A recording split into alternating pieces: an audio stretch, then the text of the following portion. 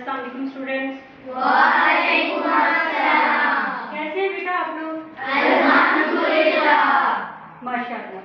चलिए शुरू करते हैं अल्लाह के बाबरकत नाम से और लाखों दुरूद व सलाम नबी करीम सल्लल्लाहु अलैहि वसल्लम की ज़ात अकबर।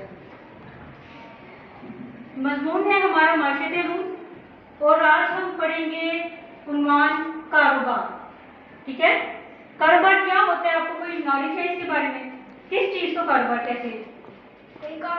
कोई काम करना, कोई चीज़ बेचना। ठीक है, और इससे भी मुख्तलिफ किस्म के काम होते हैं। चलिए मैं आपको सबसे पहले एक छोटी सी कहानी सुनाती हूँ। ठीक है, अली अपने घर के बाहर जो बाग था, जो उनका अपना बाग था, उसमें गया। उसने देखे कि बहुत से माल्टे जो है ना जमीन पे गिरे हुए थे और वो हमारी फैमिली की जरूरत से ज्यादा थे। उसने सोचा कि ये जो ज्यादा माल्टे हैं इसका हम क्या करेंगे। उससे एक आइडिया है। उसने सोचा कि मैं क्यों ना इसका जूस बना के तो बेचूं। लेकिन उससे पहले उसकी मदर ने उसको जो मार्केट में भेजा था उसने वो इकट्ठे किए और उसने अपनी मम्मा से, अपनी वालदा से पूछा कि हम इसका जूस कैसे बना सकते हैं। उन्होंने बताया कि सबसे पहले इसमें माल्टा डालेंगे मशीन में, उसमें थोड़ा सा नमक डालेंगे, बर्फ डालेंगे और फिर इसको ग्लास में डाल के हम पी लेंगे। यहाँ से अली ने सोचा कि ये तो बहुत अच्छा काम है, ये तो आसान भी है। आसान है ना? Yes. तो जिस तरह उसकी मामा ने उसको सिखाया कि इस तरह जूस बन सकता है, तो अली को फिर ये आइडिया उसने अपने पापा के साथ शेयर किया कि क्या हम इस जूस को इस मेथड के साथ बेच सकते हैं। उन्होंने कहा कि बिल्कुल, क्यों नहीं बेच सकते। इस तरह उन्होंने अपने घर के बाहर एक छोटा सा स्टॉल लगाया और वहां पे लिख के लगा दिया ताज़ा माल्टे का जूस। पहले दिन तो उन्होंने जब मशीन खरीदी, माल्टा वगैरह डाला उसमें, जूस के चंद गिलास बिके, क्योंकि कुछ लोगों को पता था उसके बारे में। ऐसे ही है ना? Yes. दूसरे दिन भी यही हुआ, तीसरे दिन भी यही हुआ।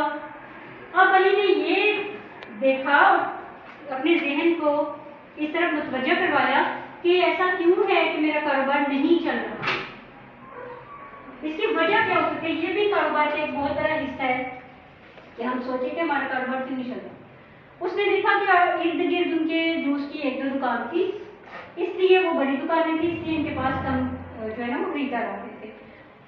अली ने क्या किया, एक बड़ा सा चार्ट लिया, उसके ऊपर जूस के फायदे लिखे, उसकी कीमत लिखी और इनके पास ताज़ा जूस है जो कि ग्राहक के सामने बना के दिया जाता है, ये सबसे बड़ा उन्होंने हाईलाइट किया था।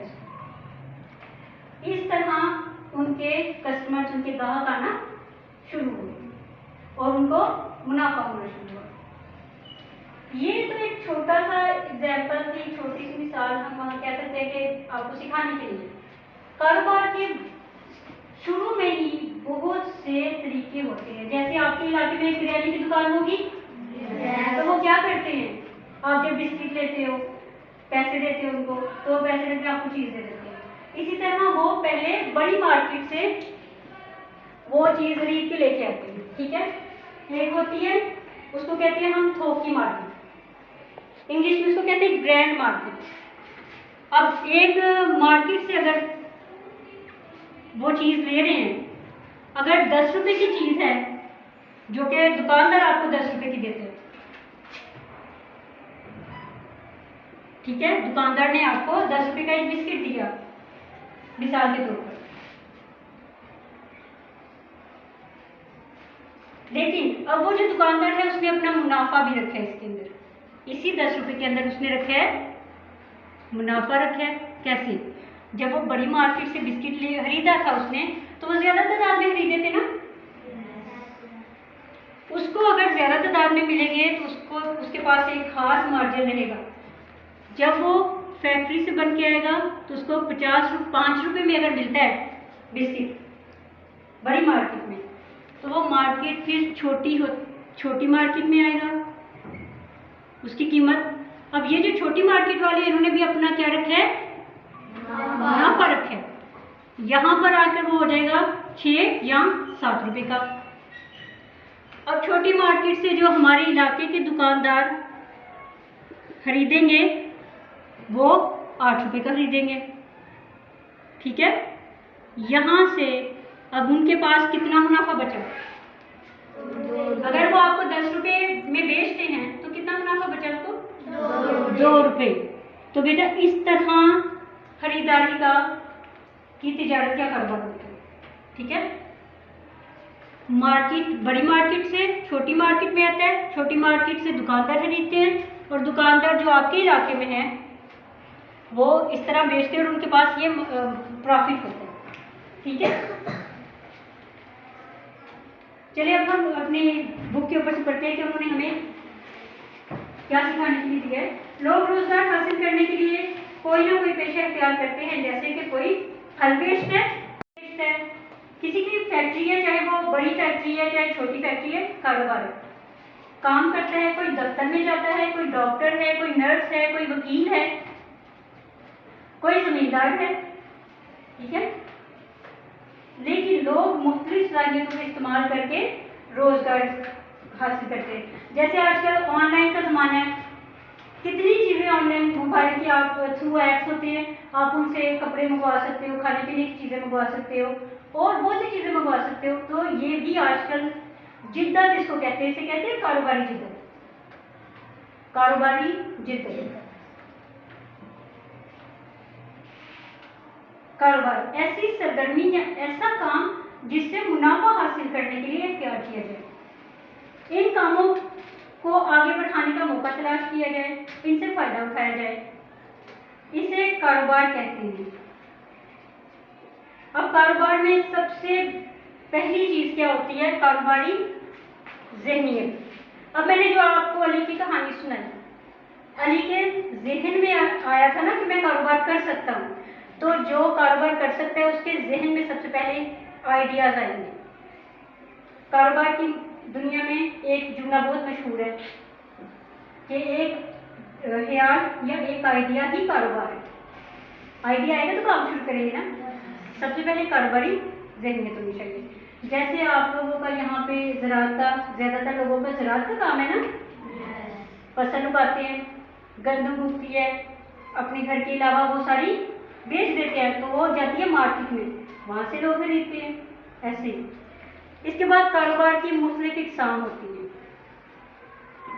मुख्तलिफ इक़साम में छोटे पैमाने का कारोबार, छोटे पैमाने का भी कारोबार होता है जिसमें आजिर कहते हैं काम करने वाले को, कारोबार करने वाले को। आजिर अपने काम का खुद मालिक होता है, इसका नफा हो या नुकसान हो वो उसका खुद जिम्मेदार है।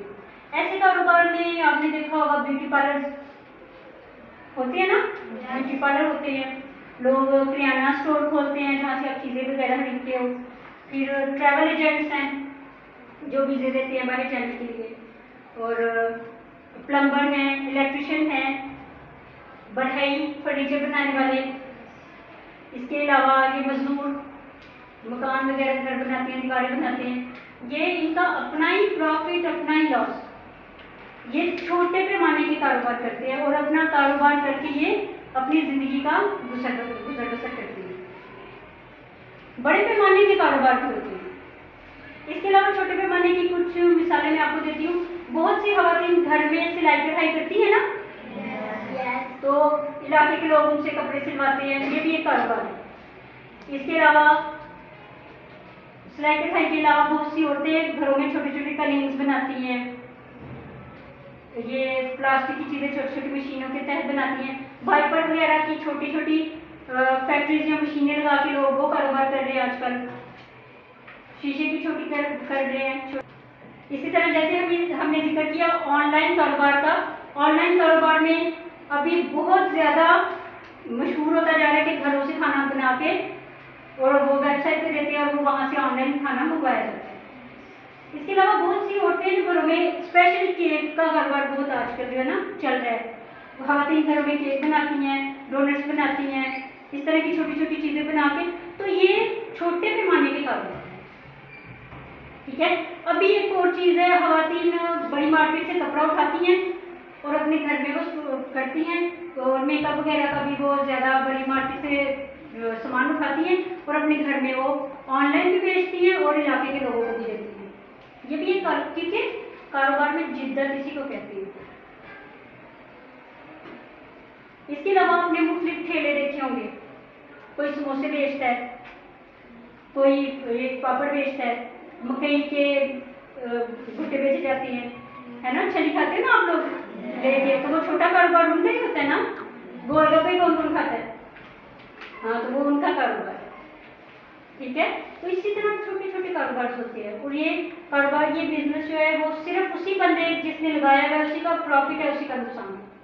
अब हम बात करते हैं बड़े कारोबार की। ये इसमें आज एक से ज्यादा भी हो सकते हैं, 3 भी हो सकते हैं, 4 भी हो सकते हैं, 5 भी हो सकते हैं, बल्कि इससे ज्यादा भी हो सकते हैं। बड़े पैमाने के कारोबार में ये कि एक से ज्यादा अफराद कारोबार के मालिक होते हैं। जब लोग मिलकर एक ग्रुप की शक्ल में कारोबार चलाते हैं तो नफा और नुकसान सबका बराबर होता है। अगर 2 लोग हैं और हम 100 के हिसाब से, 100 के हिसाब से बात करते हैं, 100 रुपए में से 50 एक बंदे ने लगाए हुए हैं, 50 दूसरे पार्टनर ने लगाए हुए हैं। अगर नफा होगा 50% उसके पास जाएगा नफे में से और 50% उसके पास जाएगा, क्योंकि वो आधे आधे मालिक हैं अपने कारोबार के। अगर एक से ज्यादा पार्टनर हो, इसी तरह 3 हो एक कारोबार में, 4 हो, 5 हो, तो हिस्सा उसी हिसाब से तकसीम होगा। नफा नुकसान कारोबार चलाने वाले तमाम अफराद पर तकसीम होता है। इसे कारोबार को चलाने के लिए लोग मुलाजमत पर भी रखे जाते हैं। जैसे बड़ी बड़ी फैक्ट्रीज होती है ना, कपड़ा बनाने की सनत, लोहे के बनाने के और पिघलाने के बड़े बड़े कारखाने, जैसे ये पंखे हमारे लगे हुए हैं, या खिड़कियाँ लगी हैं, दरवाजे लगे हुए हैं, ये बड़ी इंडस्ट्रीज में बनने वाले। और ये जो हम कपड़े वगैरह खरीदते हैं, इसकी ज्यादातर इंडस्ट्री कहाँ पे है? फैसलाबाद में। सियालकोट में एक बहुत बड़ी इंडस्ट्री है, पूरी दुनिया में सबसे ज्यादा मशहूर है, बॉयज को पता होगा, खेलों का सामान। पूरी दुनिया में 70%, अगर कोई भी खेल खेला जाता है, 70% सियालकोट से बैट बॉल, स्पेशली फुटबॉल, और फिर इसके साथ वो जो यूनिफॉर्म्स वगैरह पहनते हैं और स्पोर्ट्स की सारी चीजें सियालकोट में बनती है। बहुत बड़ी इंडस्ट्री है दुनिया में सियालकोट में। ठीक है, इसे कहते हैं बड़ी सनत। ज्यादा जगह पे ज्यादा मशीनों के साथ ज्यादा लोगों को रखकर ज्यादा तादाद में कारोबार करना। अब ये जो कारोबार है बड़ा, ये एक तो आपके मुल्क में भी काम आती है, ये चीजें लोग खरीदते हैं, लेकिन ज्यादातर लोग इसको बाहर के मुल्क में बेच देते हैं। इसे कहते हैं दरामदाद और बरामदाद। ठीक है, बरामद करना, बाहर के मुल्क भेजना। जब बाहर के मुल्क भेजते हैं तो मुल्क को भी फायदा होता है, डॉलर्स में पैसे आते हैं, और जो कारोबार वाला है उसको भी ज्यादा मुनाफा होता है। ठीक है, इसी तरह हम बहुत सी चीजें बाहर की कंट्री से मंगवाते हैं। दरामद करना, मंगवाना।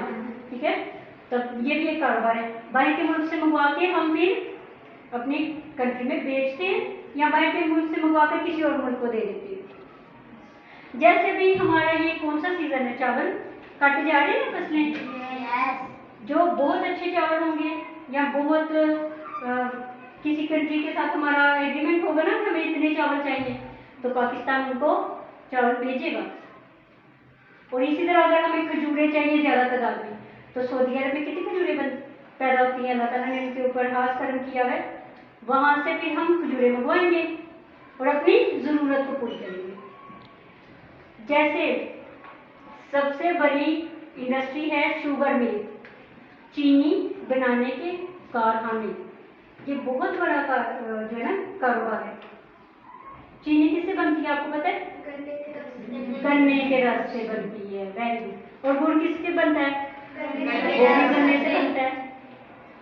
ये खेतों से ही आते हैं ना। खेत या ज़राअत का जो कारोबार है, ये कारोबार की किस्म है। अगर ज़राअत नहीं होगी तो सनत नहीं चल सकती। मसला पेश करेंगे और उसका फैसला करेगा जज। तो ये है खिदमत के कारोबार।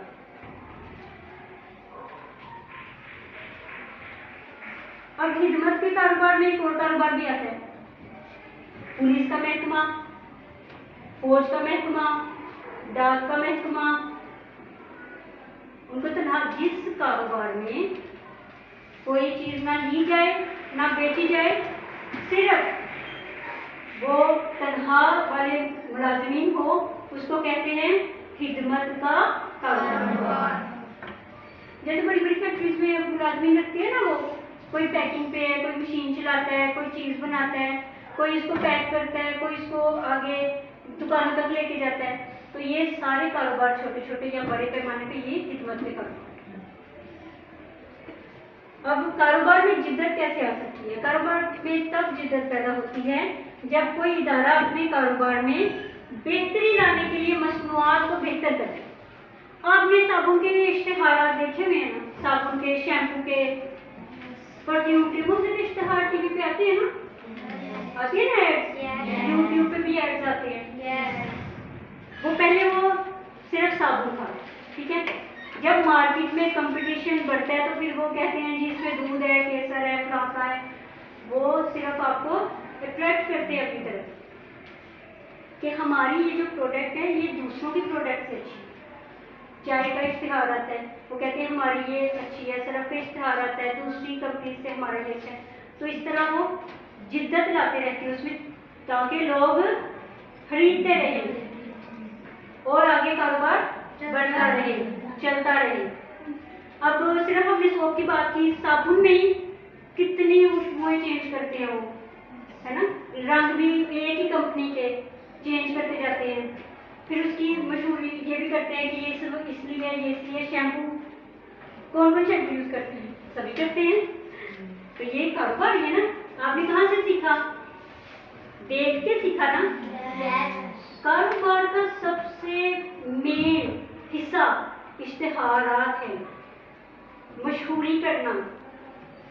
अभी हमने जैसे कहानी में बड़ा कैदी ने लिख के लगाया कि ये जूस इसलिए अच्छा है कि हम आपके सामने बनाते हैं, हमारा अपना बाग है, वहाँ से हम ताज़ा तोड़ते हैं और इस सेहत के लिए बहुत अच्छा है, आपकी जिंदगी के लिए बहुत अच्छा है और मौसम के लिहाज से आपको विटामिन चाहिए। तो सारा जो उन्होंने जो भी लिखा था, इस चीज़ को कहते हैं मशहूरी करना, लोगों को अपनी तरफ अट्रैक्ट करना। इस चीज़ को कहते हैं कारोबारी जिद्दत। नई नई मसनूआत, खिदमात पर और मुख्तलिफ तरीके से उनकी मशहूरी करना है, ये कारोबार की जिद्दत है। मिसाल के तौर पर अगर कपड़े धोने वाली मशीन वाली कंपनी जो ऑटोमेटिक मशीन को मुतारिफ करवाती है, इसका मतलब है कि वो बटन वाली मशीन को पीछे छोड़ दिए। पहले तो ये था कंपनी के हिसाब से कि आप मशीन में कपड़े डालो, सरफ डालो, पानी डालो, उसको चलाओ, धुलेंगे, फिर आप उसको स्पिन कर लो।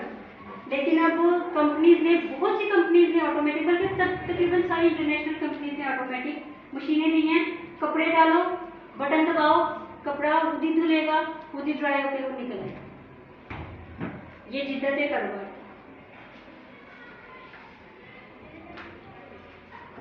इसी तरह कार बनाने वाली कंपनीज ने पहले पेट्रोल वाली, ज्यादातर भी पेट्रोल वाली है, लेकिन जो हमारे इंटरनेशनल कंट्रीज हैं जो तरक्की याफ्ता हैं, वहाँ पे अब बैटरी वाली गाड़ियाँ, और पाकिस्तान में हमने देखा स्कूटी आई हैं, उसमें भी बैटरी है ना, उसमें पेट्रोल नहीं ना लगता, चार्ज होती है और वो बहुत इजी, कंफर्टेबल, और स्पेशली लड़कियों के लिए बहुत कंफर्टेबल है ना, और प्यारी भी लगती है। किस किस को प्यारी लगती है?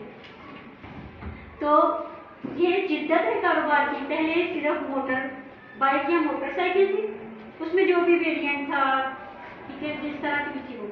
अब आ गई है स्कूटी, उसमें है बैटरी। इसी तरह दुनिया के जो तरक्की याफ्ता ममालिक है, वहाँ पर ज़्यादातर गाड़ियाँ ऑटोमेटिक हैं, वो बिजली से चलती हैं। अब तो ज़्यादातर ड्राइवरलेस गाड़ियाँ भी आई हैं, वो रिमोट से चलती हैं। पहले जैसे हमारा टीवी था घर पे, जब आपने शुरू में टीवी आए थे, तो वो अब सिर्फ बटन से चलते थे। अभी आप टीवी को रिमोट से चला सकते हो।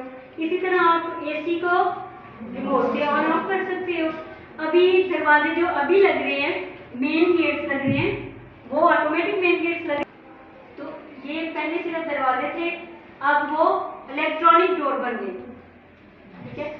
माइक्रोवेव है, उसमें आप खाना गर्म कर सकते हो, वो सब चीजें। तो इसमें इसको कहते हैं कारोबारी और मशीनी चित्र। कारोबार की सबसे अब ज्यादा अच्छी जो खसूसियत है, सबसे पहले कारोबार करने वाले का रवैया उस पर होना चाहिए कि हाँ मैंने काम करना है। उसके बाद अगर उसको नाकामी या नुकसान हो भी जाता है फिर भी वो हार ना माने। पहली की सलाहियतें, कारोबार को आगे बढ़ाने के नए नए आइडियाज सोचना, नई नई चीजें और कायल करना, लोगों को बताना कि हमारे पास ये चीज है और इसका क्या फायदा है ताकि लोग खरीद सकें। और अगर इन सब के बावजूद भी नाकामी होती है तो दिल छोटा नहीं करना, दोबारा शुरू करना।